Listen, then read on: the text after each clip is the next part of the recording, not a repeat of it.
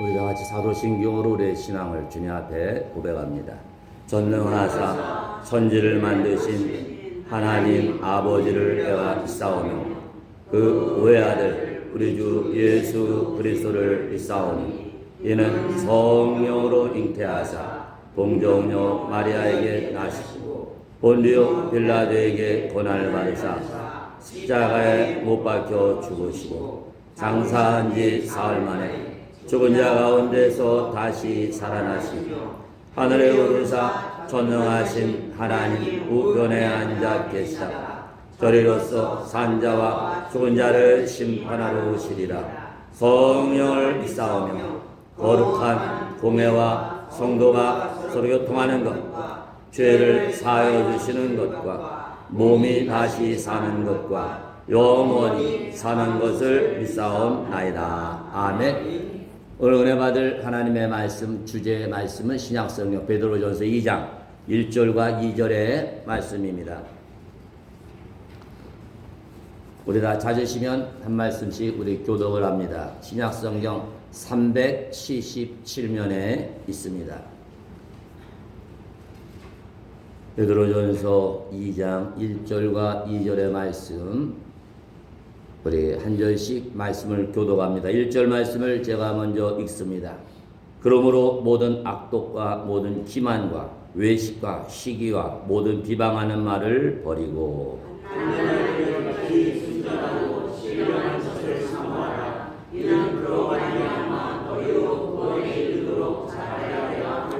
아멘. 기도드립니다. 자비로우시고 은혜로우신 하나님 아버지, 오늘도 거룩하고 복된 주일 오후 시간에도 저희가 하나님 앞에 나와서 전심을 다해 하나님의 찬양을 경배하며 하나님의 영광을 돌리며 우리는 말씀을 통해 크리와 축복을 받을 수 있는 이러한 복된 자리로 우리를 인도하시니 감사합니다. 오늘도 우리가 마음껏 우리를 사랑하시고 축복하고 구원하는 하나님을 찬양했습니다. 우리 구주가 되시는 예수 그리스도의 십자가의 그 영광과 고난과 그 모든 것 하나님 뜻대로 이루어지기를 간절히 원하며 부르짖어 기도했습니다. 오늘도 우리의 몸과 마음과 기도와 정성과 눈물과 탄식과 환호성까지도 기뻐 받아 주시고 오늘 이 말씀 듣는 이 시간에 성령께서 강하게 역사하여 주시어서 말씀 들을 때 내 마음이 떨리는 은혜가 임하게 하여 주시고 말씀 들을 때 성령의 임재를 체험하는 놀라운 하나님의 거룩함의 은혜가 말씀을 통해서 우리에게 임하게 하여 주시옵소서. 말씀을 통해 다시 한번 내 삶과 내 신앙을 돌아보는 귀한 시간 되게 하여 주시고 그 말씀으로 나를 쳐서 다시금 우리가 새롭게 출발할 수 있는 귀한 은혜와 축복이 넘치는 말씀의 잔치가 되게 하여 주시옵소서. 이 모든 것 우리 구주 예수 그리스도를 믿고 감사하며 간절히 기도하옵나이다. 아멘. 할렐루야. 이 시간에도 말씀의 은혜와 축복이 우리의 충만히 임하게 될 줄로 믿습니다. 우리 옆에 분들 인사하시기 바랍니다. 오늘도 말씀으로 큰 복이 넘치시기 바랍니다. 아멘. 어떻게 설날 잘 지내셨어요? 얼굴 보니까 다 잘 지내신 것 같은데. 오늘도 설날에 통해서는 우리의 육의 양식이 배불렀으면 오늘 시간에는 이러한 영의 양식이 말씀을 통해 내 영이 풍성하게 되는 이러한 축복이 넘치시기를 간절히 바랍니다. 우리가 지난 시간까지 두 번에 걸쳐서 하나님은 우리가 상처받고 우리가 살아가면서 마음이 병든 걸 불쌍히 여기시고 그걸 해결할 수 있는 방법을 가르쳐 주셨죠. 그것은 바로 뭐라고 그랬습니까? 용서라 이렇게 말씀하시고 근데 우리는 어떻게 살아갑니까? 용서만 하면 우리는 우리의 마음의 모든 병든 것 상처가 다 고침받는 놀라운 회복의 역사가 나타나는데도 불구하고 우리는 그 말씀을 따르지 않죠. 나는 할 수가 없습니다. 이렇게 생각을 하죠. 다른 사람 다 용서해도 저 사람만은 용서할 수 없습니다. 그 대신에 어떤 방법을 택합니까? 바로 마귀가 던지는 그 낚싯밥에 딱 걸린다. 마귀가 던지는 해결 방법을 보니까 그럴싸하다는 거죠. 저게 용서하는 것보다는 훨씬 수월하구나. 그렇게 택하고 마귀가 던지는 이런 길을 결국 나를 망하게 하는 그 길을 선택을 한다는 것이죠. 그래서 우리가 잠깐 복수를 하게 되면 그럼 우리는 어떤 마귀가 던지는 어둠의 길을 택합니까? 제일 먼저 내가 받은 상처와 이런 고통은 그냥 덮으려고 한다는, 괜찮아 수백 번을 괜찮다고 한들 내 마음에 병든 것 상처가 절대로 치료가 안 되죠. 임시방편이라는 것이죠. 두 번째로 어떠한 길을 택합니까? 그 상처를 잊으려고 애쓰는, 세월이 약이다, 그래서 잊으면 없어질 것이라 생각을 하지만 착각이죠. 왜? 크고 작은, 아무리 작은 상처라도 내 마음속에 다 남아있기 때문에 저장이 된다는 거죠. 기억이 된다는 것이죠. 나는 모르는 것 같은데 내 마음속엔 다 저장이 되었다. 평소에는 모르는데 뭔가 부딪혔을 때 확 불을 질러버린다. 세 번째로 우리가 선택하는 잘못된 방법이 있는데 그것은 바로 뭐냐? 내 속에 분나는 것을 다 쏟아본다고 그랬죠. 그래서 가장 만만한 게 뭐예요? 바로 집안의 집. 집에 들어와가지고 식구들에게 다 쏟아붓는다. 그래도 문제가 아이들이 늘 두려움과 불안 가운데 살아야 돼요. 네 번째로 우리가 택하는 길이 있는데 그것은 바로 쾌락이라고 하는, 정욕이라는 것을 가지고 우리 마음의 상처를 한번 낫게 해보려고 한다는 것이죠. 그렇지만 이러한 내 마음의 상처, 내 괴로움, 외로움을 고치기 위해서 세상의 쾌락에 빠지면 빠질수록 그 고통은 더 깊어질 수밖에 없는 것이죠. 여기까지가 지난 시간에 두 번에 걸쳐서 우리가 은혜 받은 말씀에 대한 요약입니다.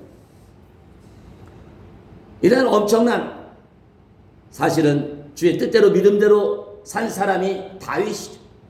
그러면 다윗은 평생 살면서 마음에 상처가 하나도 없었을까요? 절대 그렇지 않죠. 사무엘서나 또는 열왕기 초반 같은 데 읽어보면 어마어마한 상처를 당했다는 거예요. 근데 시편 23편에 보면 다윗이 뭐라고 고백을 합니까? 여호와는 나의 목자시기 때문에 부족함이 없습니다. 이렇게 고백합니다. 그 많은 사람이 이렇게 하죠. 아니 다윗은 지가 왕이 돼가지고 하고 싶은 대로 다 했으니까 부족한 게 없다고 고백하는 거다. 이렇게 생각하는 사람도 많이 있다는 거죠. 그런 사람들처럼 정말 다윗이 부귀영화를 누려가지고 나는 정말 부족한 게 없습니다. 이렇게 고백했다면 이 말씀은 오늘날 신앙생활은 우리에게 조금도 도움이 안 되는 거죠. 우리가 다윗과 같은 권세가 있습니까? 다윗과 같은 어마어마한 재산이 있냐? 뭐가 있냐는 것이죠. 하지만 다윗은 자기가 잘 먹고 자라서 왕이라는 권력을 줘서 하나님 나는 부족함이 없습니다. 이게 아니라는 것이죠. 그 왜 부족함이 없다고 그랬을까? 목자가 되시는 하나님이 자기 자신을 인도하는데 어디로 인도해요? 푸른 초장으로. 어디로 인도합니까? 쉴만한 물가로 인도하시기 때문에 내가 부족함이 없습니다. 고백합니다. 그러면 하나님이 인도하시는 푸른 초장이 어디냐는 거예요. 쉴만한 물가가 어디입니까? 그냥 평안한데요? 쉽게 돈 버는 데입니까? 고생 안 하는 데요? 거기는 육신의 상황을 말하는 것이 아니죠. 그것은 바로 하나님의 생명이 있는 곳인 줄로 믿습니다.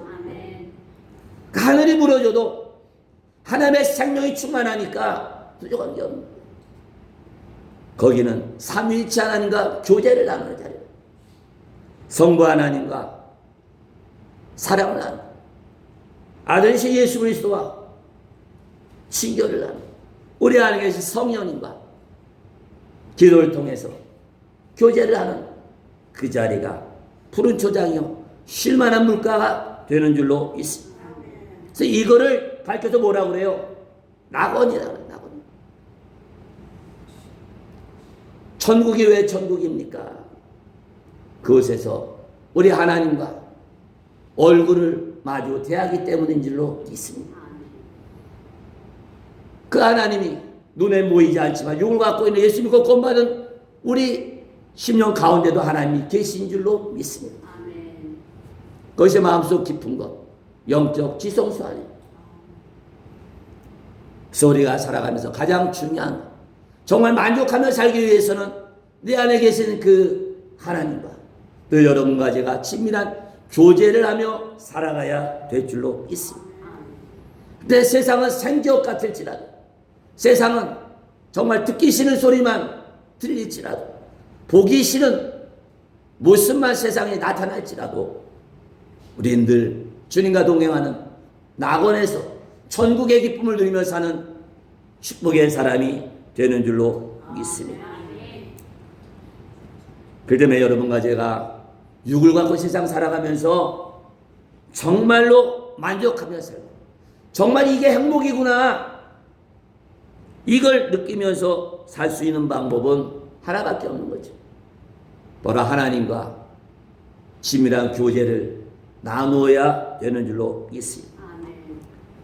왜냐하면 우리는 다윗의 고백같이 우리 하나님 외에는 어떤 것으로도 우리는 만족함을 가질 수가 없기 때문인 줄로 믿습니다. 그 이유는 바로 뭡니까? 바로 하나님이 주시는, 성자 하나님이 예수 그리스도 이 땅에 사람의 몸을 입고 오신 하나님인 그 예수 그리스도께서 우리에게 주시는 영원히 목마르지 않은 생수를 우리에게 부어 주시기 때문인 줄로 믿습니다. 그래서 내 영이 목마르지 않다는 건 뭐예요? 만족한다는 거예요. 내 심령이 메마르지 않다는 건 뭡니까? 늘 만족하며 산다는 게 아닙니다. 이런 고백을 한 사람이 또 있죠. 요한복음 4장에 보면 사마리아 여인이다. 당시에 유대인에게 온갖 천대를 받고 재수 없다 그러고 멀리서 눈에 띄면 침뱉고 귀를 돌아가던 이런 사마리아 지역에 살던 여인네가 놀랍게 이런 고백을 했다. 주미시는 영원히 목마르지 않은 그 생수, 그걸 통해 그의 삶이 변하는, 정말 행복을 찾게 되는 귀한 하나님의 은혜와 축복이 임하게 된 줄로 믿습니다. 우리가 잘 아는 것처럼 예수님이 어느 날 갈릴리 향해 가는데 많은 유대인들은 빙 돌아가지고 사마리아 지역을 통과하지 않았죠. 왜? 그쪽은 더러운 땅이니까 빙 돌아가지고 갈릴리를 갔다. 근데 예수님은 뚜벅뚜벅 유대인들이 더럽다고 여기는 그 땅을 밟고 가셨어요. 그런 중에 사마리아에 있는 수가성에 이르러서 우물가에서 목이 말르셔가지고 거기에서 물을 기는 여인네를 만나게 되죠. 이때 예수님을 만난 사마리아 여인은 대화를 통해서 예수님의 놀라운 말씀의 은혜와 축복을 받게 되는 줄로 믿습니다. 그렇게 되자 그냥 인생이 바뀌게 되죠. 우리는 살아가면서 뭘 했는데 엄청나게 물질적으로 돈을 벌면 인생이 바뀌었다 말하지만, 진정으로 우리의 인생의 참된 변화는 예수님을 통해서 우리에게 오는 줄로 믿습니다.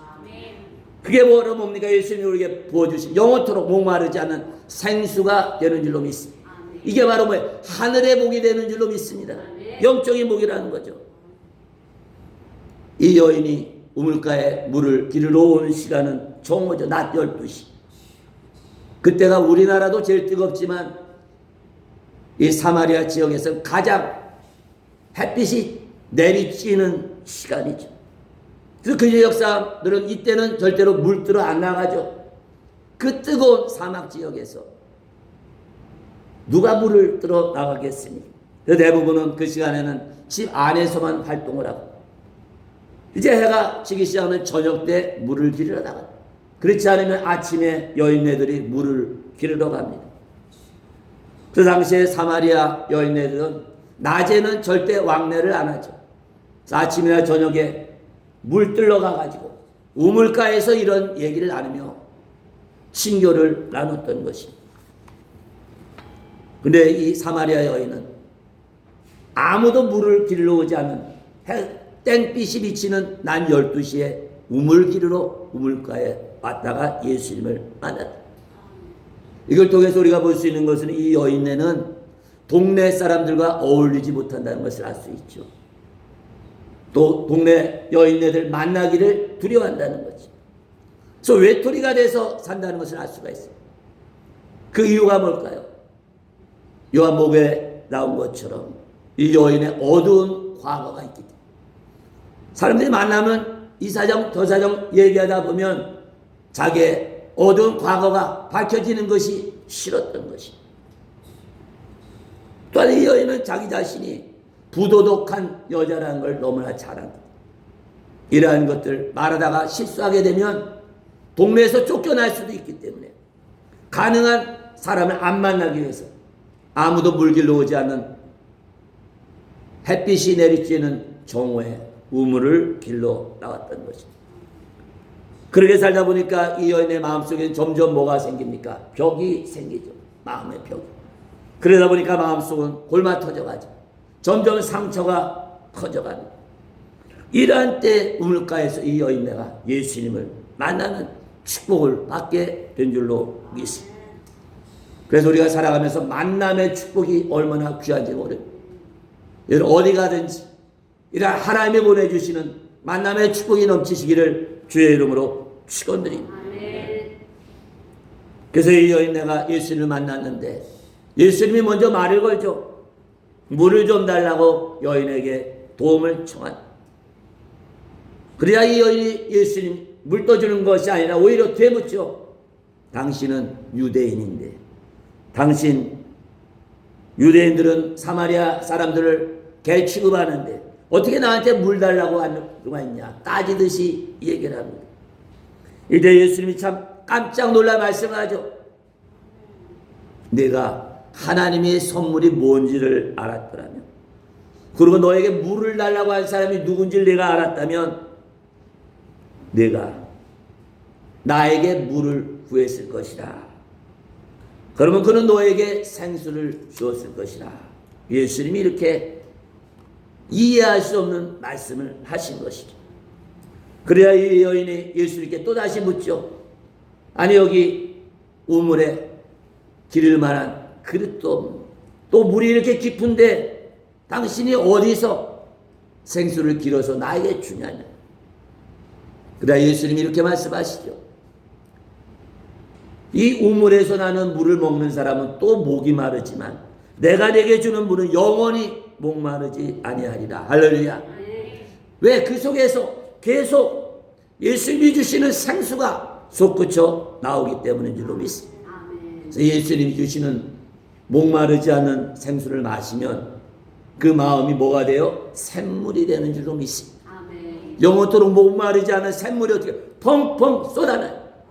이게 바로 뭡니까? 성령의 충만한 은혜가 되는 줄로 믿습니다. 그래야 이 여인이 예수님의 말씀에 집중하죠. 그렇다면 제게 그 물을 달라고 요청하는. 그러자 예수님은 또 갑자기 엉뚱한 말씀을 하시죠. 물을 주는 것이 아니라 내 남편을 데려와라. 이 여인은 어떻게 되었을까? 아, 우리 남편에게 그 물을 주려는구나. 그러자 여인이 이렇게 대답하죠. 죄송하지만 나에게는 남편이 없습니다. 그래야 예수님이 또 깜짝 놀랄 말씀을 하죠. 그래 내게 남편이 무려 5이나 있었는데 지금 사는 남자도 사실은 내 남편이 아니다. 이 말씀을 보면 이 여인은 대단한 욕구를 갖고 있는 여인네라는 것을 알 수가 있습니다. 이 여인네가 첫 남편 만났을 때 얼마나 행복하게 살고 싶었겠어요.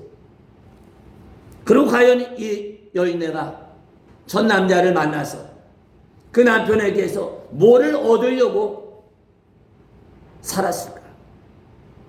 그것은 아마 자기 마음속에 있는 이러한 욕구들, 내가 원하는 것 저 남자가 다 채워줄 거다 기대하고 아마 살았을 거예요. 그래서 기쁨을, 만족함을, 행복을 그 남자를 통해서 얻으려고 했다. 그러나 그 남편은 그 여인의 욕구를 채워줄 수가 없었습니다. 그게 돈이었는지 권력이었는지 뭔지 모르지만 그 남편이 여인네가 원하는 대로 아마 주지 않았던지 아니면 줄 수가 없었던지 또 남편이 먼저 여인을 버렸는지 여인이 남편을 먼저 버렸는지 몰라도 분명한 것이 이 여인 내가 큰 상처를 받았다. 더 외로움에 빠지게 됐다. 그러다 이 여인네는 다시금 용기를 내가지고 첫 번째는 실패했지만 두 번째 남자를 만나게 되죠. 저 남자를 통해서는 내가 원하는 것을 얻을 수가 있겠구나. 그러면 이번에도 역시나죠. 역시나. 혹시나 했는데 역시나. 저 인간도 살다 보니까 꼬라지가 별 볼 일 없다는. 내 손에 들 게 만족할 만한 것이 없다. 그러니까 또 갈라서게 되죠. 갈라서 만나고 갈라서 만나고. 그리고 지금 여섯 번째 남자와 사는데 그것도 남의 남편하고 살고 있다는. 그럼 이 여인네만 이렇게 살고 있어요. 사실은 여러분과 저도 신앙생활 한다고 하면서도 이 여인네와 똑같은 삶을 살고 있을 때가 많다. 하나님 의지한다고 하면서도 내 마음에 하나님이 원하는 대로 안 해주면 세상 방법으로 산다. 말씀에 순종하지 않고 불순종하고 세상 길로 나간다. 하나님이 내 욕구를 채워주지 않는다. 그러면 세상 가면 한번 채워줄까? 그러다 거기서 얻어 터지면 또 하나님 앞에 가죠. 주여 두 손 들고. 그리고 신앙생활 하다가 가만히 보니까 하나님 내 손에 주어지는 게 없어. 축복을 약속하셨는데 내 마음에 드는 게 없다는 거죠. 에라 모르겠다고 또 세상에 나갔다. 세상에서 행복 찾을 수 있으니까 또 거기서 상처받고 주 앞에 또 돌아온다.